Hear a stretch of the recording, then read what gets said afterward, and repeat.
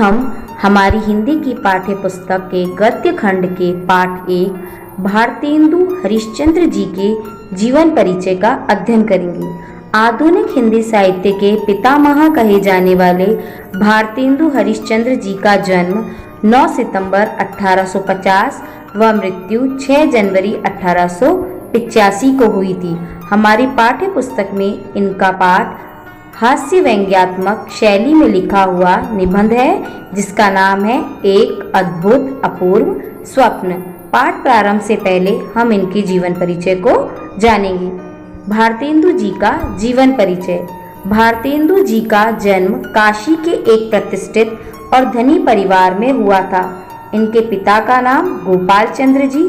हरिश्चंद्र जी 16 वर्ष की आयु में ही काव्य रचना करने लग गए थे। भारतेंदु जी को वर्तमान हिंदी गद्य का प्रवर्तक माना जाता है। इनकी प्रमुख रचनाएं कवि वचन सुधा, नाटक वैदिकी हिंसा हिंसा न भवती, कर्पूर मंजरी, सत्य हरिश्चंद्र, चंद्रावली नाटिका, भारत दुर्दशा, अंधेर नगरी आदि रचनाएं बहुत प्रसिद्ध है। हम हमारे पाठ परिचय की ओर चलते हैं।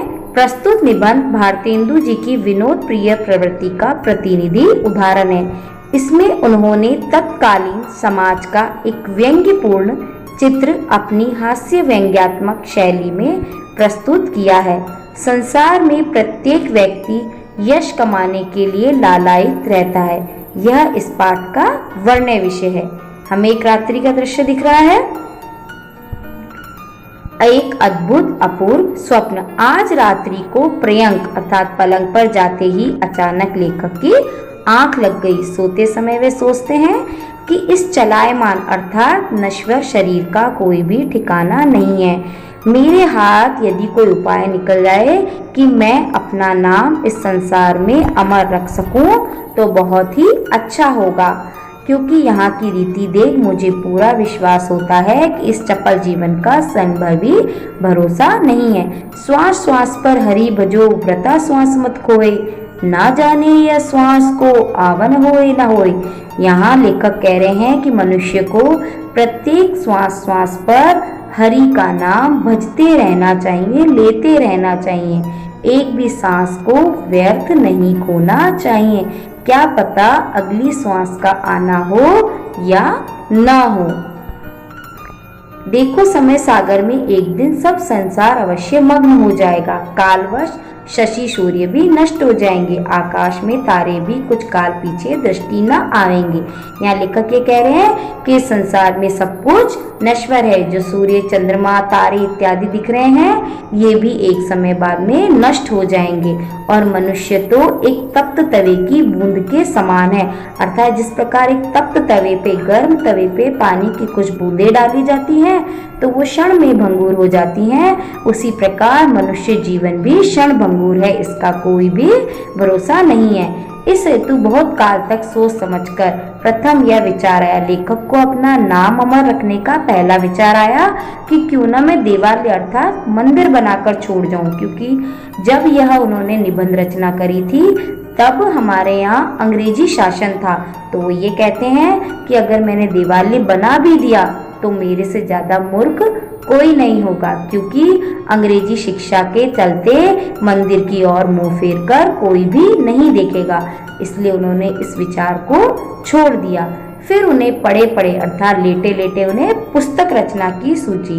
उन्होंने सोचा कि अगर मैं पुस्तक लिख भी लूंगा तो जो आलोचक होंगे वो मेरी पुस्तक को पढ़ेंगे और पढ़ करके उसकी आलोचना करेंगे, उसमें कमियां निकालेंगे, और कमियां निकालने के बाद मैंने जिस यश की प्राप्ति के लिए अपनी पुस्तक रचना करी थी उसके अपेक्षा मुझे शुद्ध अपयश की प्राप्ति होगी, अर्थात मेरा नाम खराब ही होगा।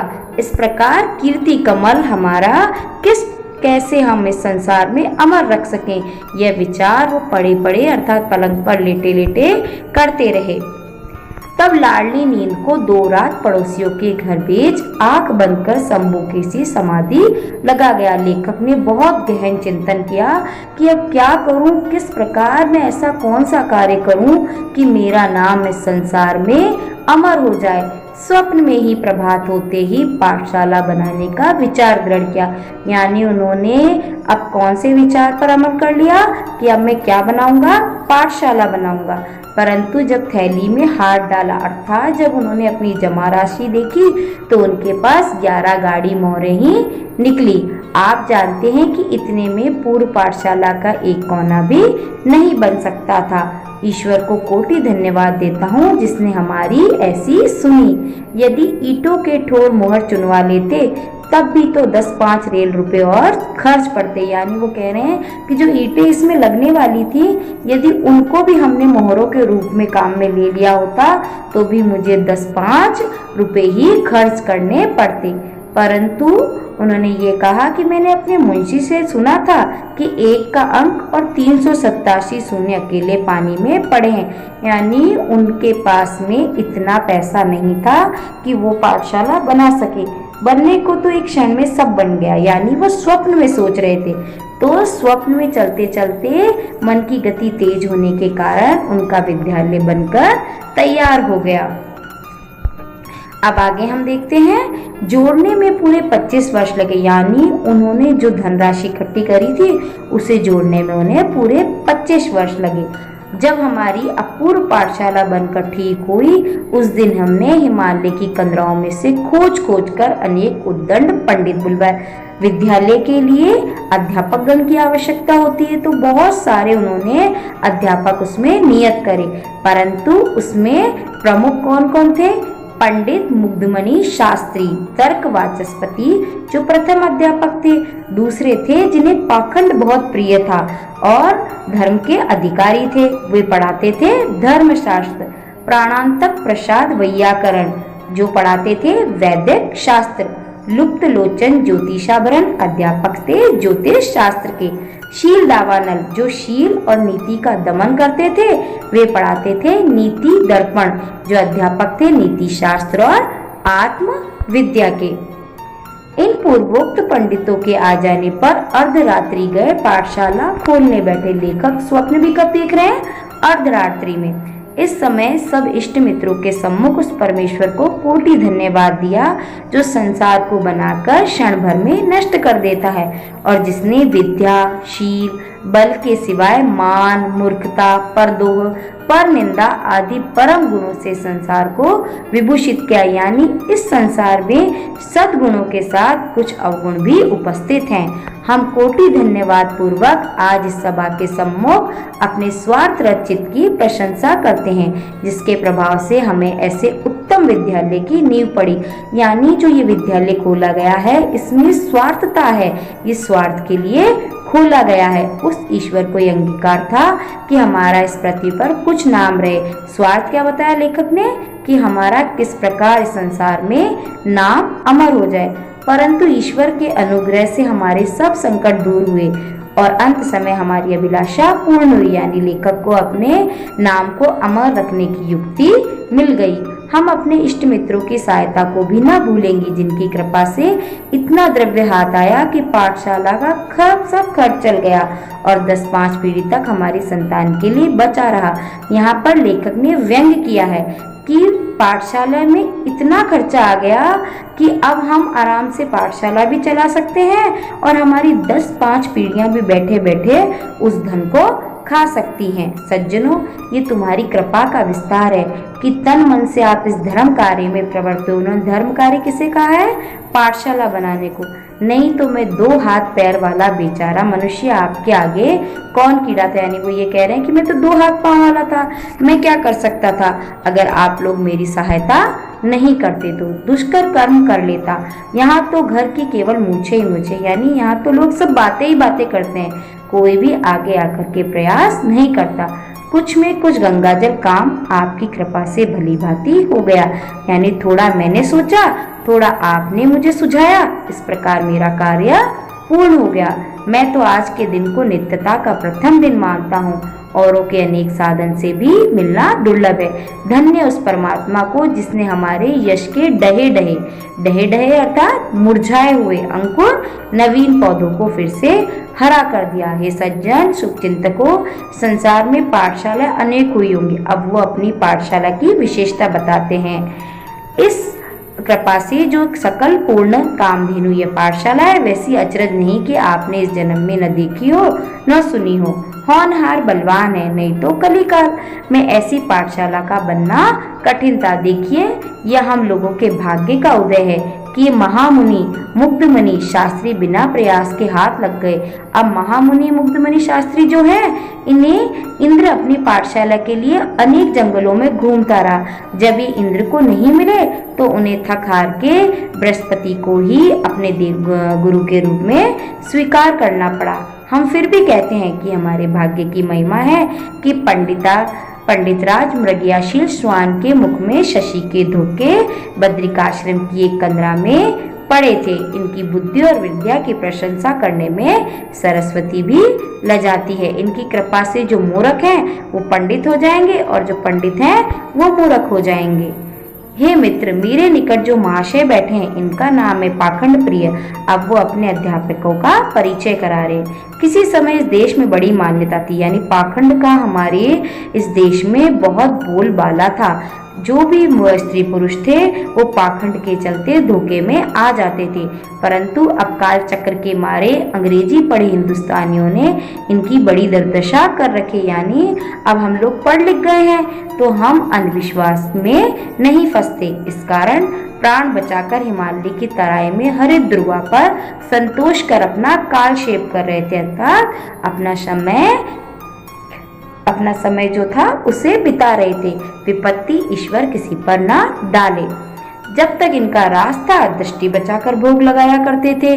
कहाँ अब श्रावण श्रृंगार के दिन काटने पड़ रहे हैं, परंतु फिर भी इनकी बुद्धि पर पूरा विश्वास है कि एक कार्तिक मास भी इनको स्थिर रह जाने देंगे तो हरि कृपा से समस्त नवीन धर्मों पर 4-5 दिन में पानी फेर देंगे। यानी इतना पाखंड फैला देंगे कि जो आज हमारी आंखों से अंधविश्वास हट चुका है, उन्हें ये वापस हमारी आंखों पर ले आएंगे।